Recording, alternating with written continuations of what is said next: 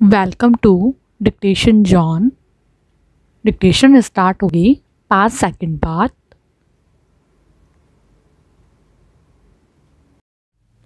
सघन खेती ने कृषि का मूल आधार मिट्टी, पानी, जैव विविधता और जलवायु को गंभीर नुकसान पहुंचाया है। रासायनिक उर्वरक और कीटनाशकों के अधिक प्रयोग से हमारी मिट्टी की उर्वरता नष्ट हो गई है। हमारी 25% जमीन क्षारीय और जलीय हो गई है।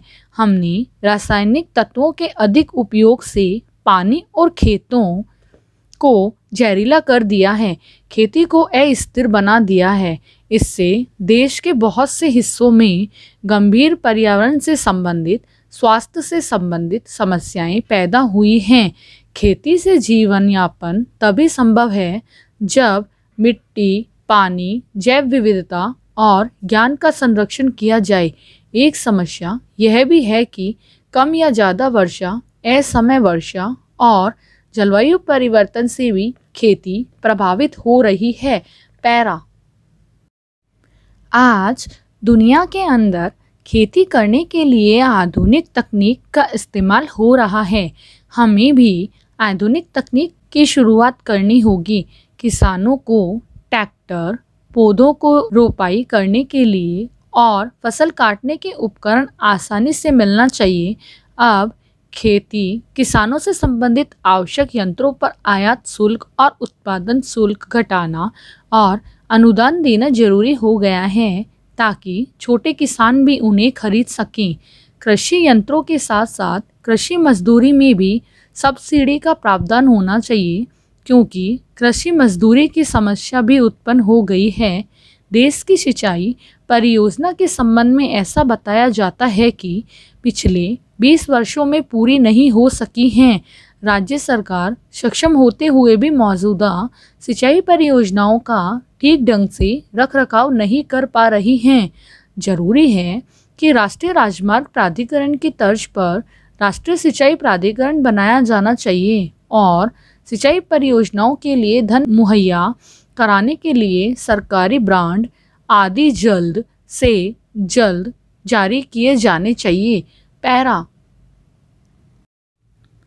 आज की स्थिति में मात्र 28% किसानों को ही, जिनके पास चल अचल संपत्ति होती है, उनको बैंकों से ऋण मिलता है और छोटे किसानों और कृषि मजदूरों को बैंकों से ऋण नहीं मिल पाता। दूसरी ओर जो किसान किराए पर जमीन लेकर खेती करते हैं, उनको बैंकों से ऋण नहीं मिलता है। लगभग 60% किसान और 70% कृषि मजदूर आज भी कर्ज में डूबे हुए हैं और ये लोग निजी साहूकारों से कर्ज लेते हैं जिनका ब्याज अधिक होता है।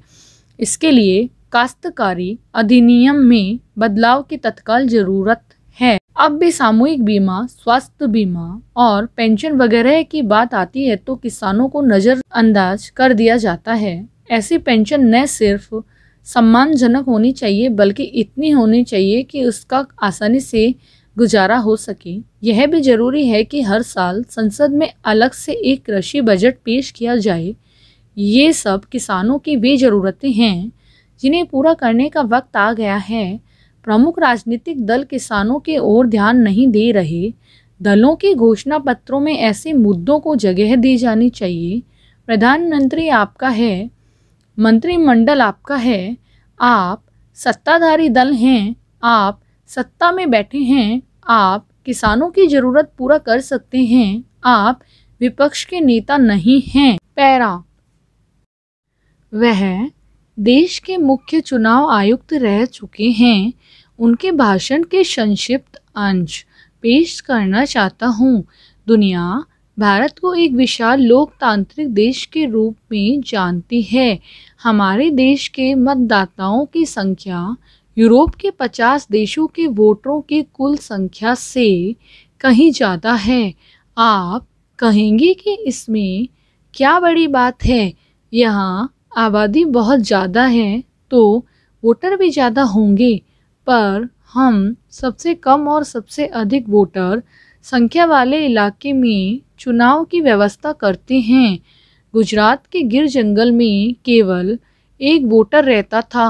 हम वहाँ एक वोटर के लिए पोलिंग बूथ बनाते हैं। इसी तरह कुछ समय पहले तक केरल के एक इलाके में सिर्फ एक वोटर के लिए मतदान केंद्र बनाया जाता था। यह हमारे चुनाव की खूबी और खासियत है